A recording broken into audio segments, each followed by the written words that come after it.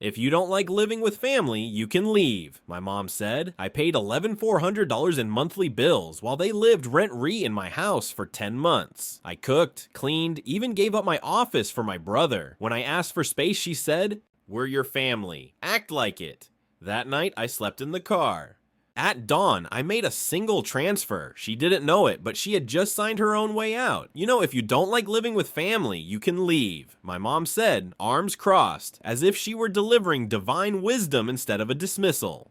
I stared at her, still holding the bag of groceries I just hauled up 3 flights of stairs in the pouring rain. My hoodie was soaked, my knees ached, and my phone buzzed non-stop with work messages I hadn't answered all day because I've been cleaning the kitchen after my brother left it looking like a frat house sink.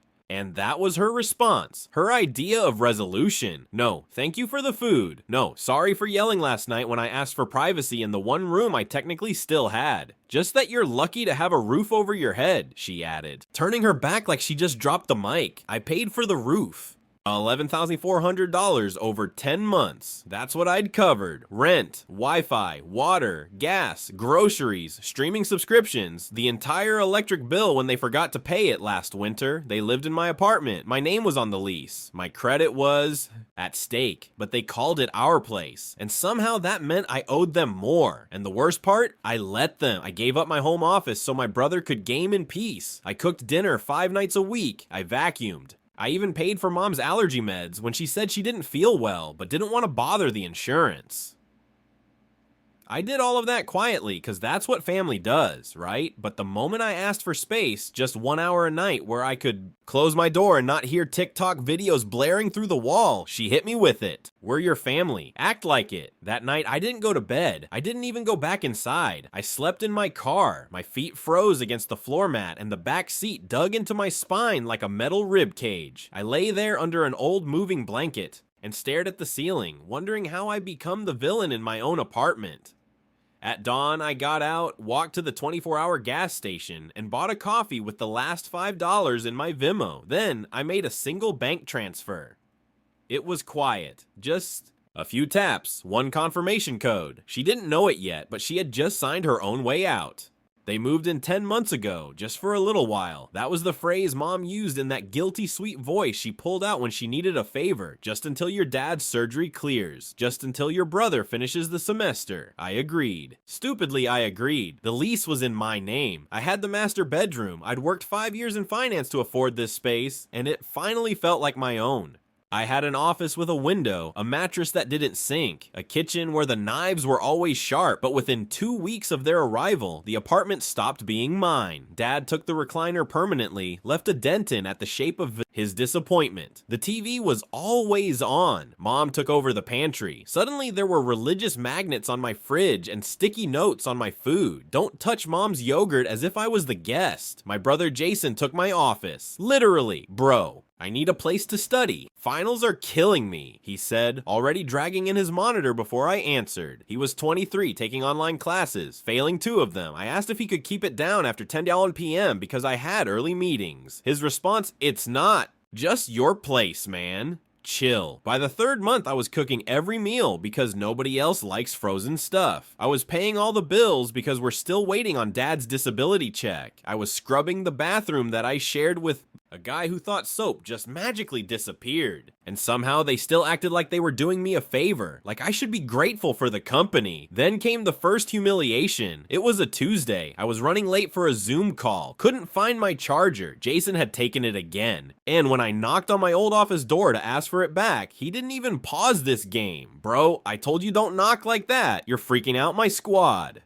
I stood there stunned in my own apartment asking for my own charger. Mom popped her head out of the kitchen and said, "Sweetheart, just let him focus. He's under a lot of pressure."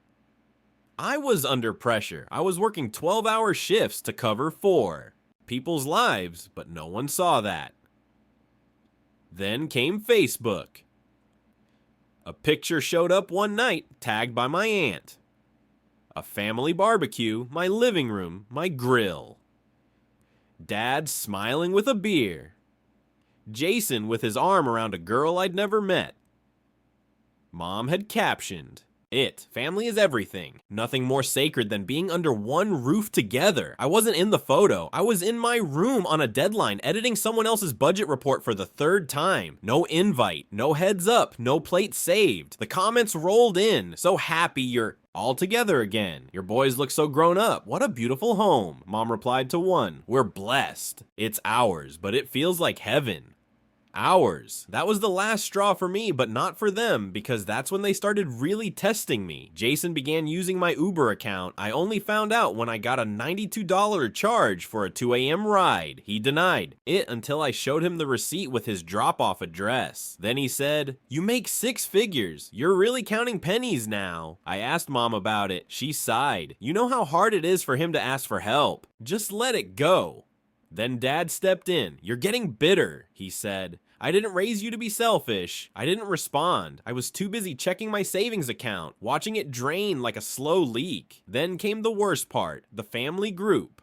Chat. It started small. Jason sending memes, Mom posting blurry photos of the cat, Dad trying to be funny. Until one night I found this. A picture of me asleep at my desk, taken through the crack of my door, captioned, "Look at this guy, works all day and still can't afford to move out." Dozens of laughing emojis. A reply from my cousin. Bro looks like a sad office NPC.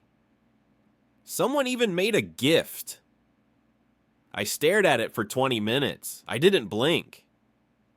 I walked into the living room, phone in hand. Jason was laughing at something on his screen. Mom was crocheting. Dad had his feet up. I said, "Who took this?" No one answered. I repeated, "Who took the photo?" Jason shrugged. "Relax, man. It's just jokes." Dad didn't even look up. Don't act like a baby. It's family. Then, Mom sipping. Tea like it was wine. You're always so sensitive. Maybe if you got more sleep, you wouldn't look like that. That night, I checked the lease. The lease they never read. The lease I held. And I realized something chilling. Not only did they treat me like a servant, they thought I couldn't or wouldn't do anything about it. The next day, I found my external drive. Inside it, a folder I'd forgotten I started during lockdown. Screenshots, spreadsheets, voice notes, rent receipts, audio recordings like the one from March where Mom said, "Don't tell him we used the rent money for Jason's laptop. He'll just get dramatic." I saved everything. Then I checked the shared Wi-Fi router logs. Jason had been using my email to apply for crypto accounts. I confronted him. He denied it until I played a voice memo from a customer service call. His voice. My name. They crossed the line, but I wasn't going to scream. Not yet. I just backed up the files, sent a few copies to a lawyer friend, one to my own cloud, another to a private email only I could access. And then I did something else. I messaged our landlord. I told him I'd be moving out at the end of the month, not alone, but with the lease. He didn't know it yet, but Jason had just lost his gamer cave. Mom was about to lose her yoga nook. Dad was going to lose his recliner and his cable. And when they asked why, I'd show them the photo, the caption, and every emoji that followed. The knock came at 7:18 a.m., too early for anyone in this house to be awake. I was already dressed, coffee in hand. I've been waiting for this moment for 2 weeks. Jason stumbled out of my old office. Here a mess, eyes puffy. "Bro, can you get that? I was up late. You might want to be up now," I said. He blinked. What? Then the second knock came louder. Behind it stood 3 people. Mr. Collins, my landlord, khakis and clipboard in hand. Officer Romero, city badge. Calm but firm. A woman in a navy blazer, someone from the housing board. Jason opened the door and nearly dropped his Red Bull. "Good morning," Mr. Collins said, not smiling. "I'm here to inspect the premises for tenant complaint." Jason looked back at me. "Complaint?" he asked, his voice already cracking. "Yeah," I said, stepping forward. "Apparently someone filed a complaint about illegal activity and tenant abuse under my name. I didn't flinch because I knew who did it. 3 nights ago, I got an email from the rental board. A report had been filed accusing me of overcrowding, verbal abuse, and theft. Anonymously, of course. But guess whose IP address matched the one tied to the complaint? Jason's. I had the full server trace printed and clipped in a folder. That folder was now in Mr. Collins's hands. Officer Romero turned to me. "You're the leaseholder?" I nodded, already pulling out my driver's license and lease copy. "Yes, sir. Leaseholder. Utilities under my name. Rent paid on time every month. I've got bank statements if you want them." He glanced at Jason. "And these people live here." "How?" Jason hesitated. We're family. They're not on the lease. I cut in. Not one of them. Collins flipped to the tenant list. Correct. Only one name here. Yours. That's when the yelling started. Mom came out of the bedroom in her robe.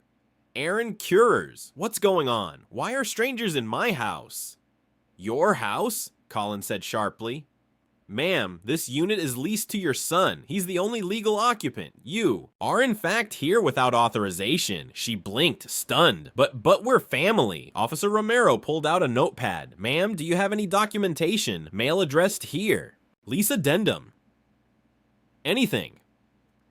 Dad emerged next, shirtless, frowning like someone had just ruined his Sunday golf. You can't just barge into our home? It's not your home, I said quietly. It's mine. Or at least it was. Then I looked at Jason.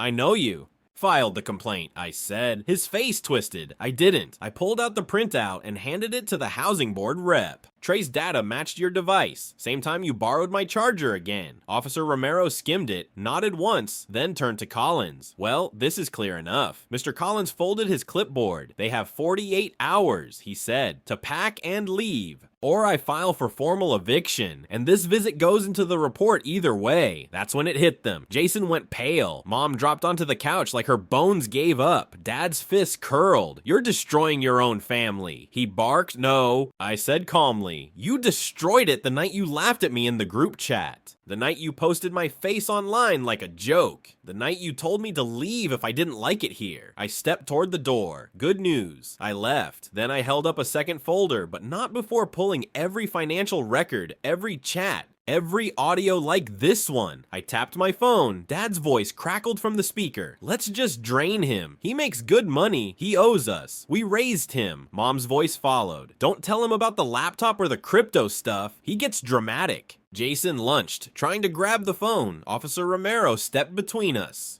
I suggest you calm down, sir. And then the final blow. Mr. Collins looked up from his clipboard. Since they're not listed, and since the lease expires next month, you've asked for non-renewal. I nodded. He turned to the rest, which means none. Of you have legal right to return. After 48 hours, the locks will be changed. Jason whispered, you're bluffing. I opened my wallet, pulled out the receipt from the locksmith I scheduled for Friday. Try me. They said nothing, so I walked to the door, hand on the knob, and paused just long enough to look back. You said I could leave. I opened the door, but you're the ones who will be packing. Click. The door shut behind me, and I didn't look back. The first transfer came in at 3:12 a.m., $3,000. Cinder mom note for everything. Hope it helps. I didn't smile. I didn't get angry. I took a screenshot, saved it in a new Google Drive folder, and renamed it.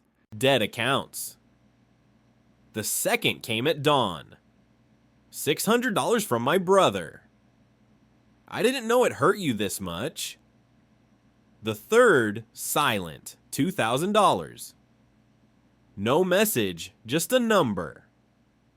Like everything Dad ever gave when words wouldn't come.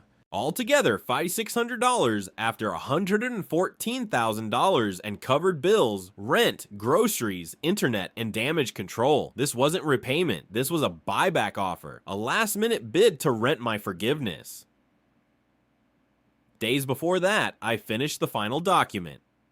14-page financial breakdown titled 10 Months of Loyalty, 1 invoice. Clean, sharp, cold, page by page. Rent, $65,000. Utilities, $8,200. Groceries, delivery, household items, $2,600. Medical expenses, mom's prescriptions, $5,000. Jason's electronics, rides, subscriptions, $6,400, lost bonuses, sick days, therapy from burnout, $18,800, total $114,000. The final line, repaid by family, $0. And right under it, funds received post-eviction, $5,600, emotionally irrelevant. I attached it to 3 emails. To Mom via her old Gmail. To Jason, Telegram message. To Dad, iCloud inbox I still had access to. 3 minutes later, Mom called. I blocked her. Then I got to work. Every account unlin payments canceled. Streaming services wiped clean. The Netflix she couldn't live without gone. The family plan phone line Dad never paid for deactivated. I opened a new savings account. Named it emergency fund. Me only changed passwords. Upgraded firewalls. No more for convenience. No more just until payday. More loopholes for guilt. I set my phone wallpaper to black text on white. The last time I paid for peace, it cost $114,000. Never again. A few days later, Mom found a workaround. She messaged me from her sister's account like a teenager hiding behind the neighbor's Wi-Fi. We didn't mean to hurt you. Please don't throw your family away. Jason feels terrible. Your father's ashamed. You always wanted distance. We didn't think you meant this. I didn't reply with words. I replied with one file. Paperclip lease termination sign. PDF signed by the landlord. Stamped, dated the day they were told to leave for good.